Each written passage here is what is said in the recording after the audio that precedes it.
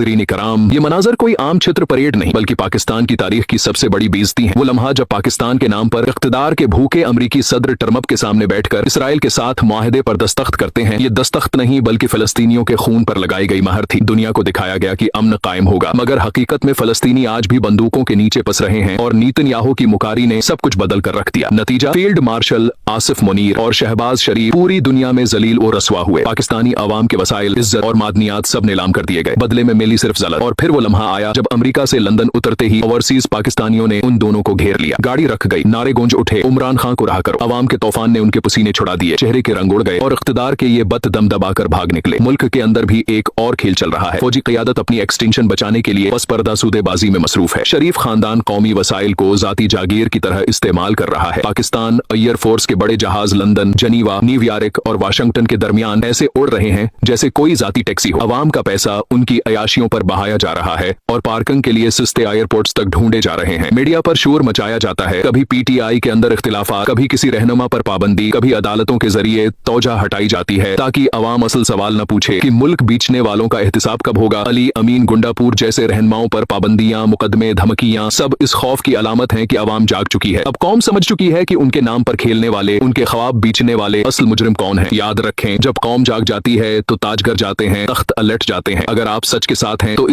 ये दस्तखत कर लो, वरना सारी उम्र इस जेल के अंदर सड़ोगे। मैंने कहा इस जेल के अंदर मेरे जिस्म को कीड़े खा ले, लेकिन इसराइल को नहीं मानता।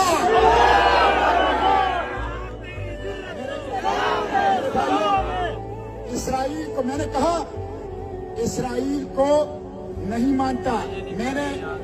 मैं बैन अवी पानियों में आया हूँ, फलस्तीन के पानियों में दाखिल हुआ हूँ। मुझे इसराइल के समंदरी डाकुओं ने अगवा किया है, अगवा किया है इसलिए।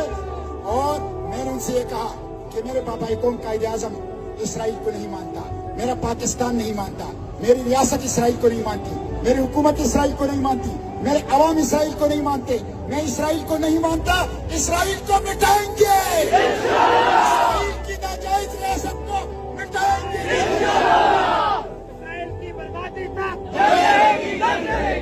बगैर दस्तखत किए मेरे मुबारक पासपोर्ट पे इसराइल का गंदा मोहर नहीं लगा है मेरे भाइयों। इसलिए मुझे उन्होंने बगैर उसके मजबूरन वो डिफोल्ट कर दिया है। मैं ये अर्ज करूं दोस्त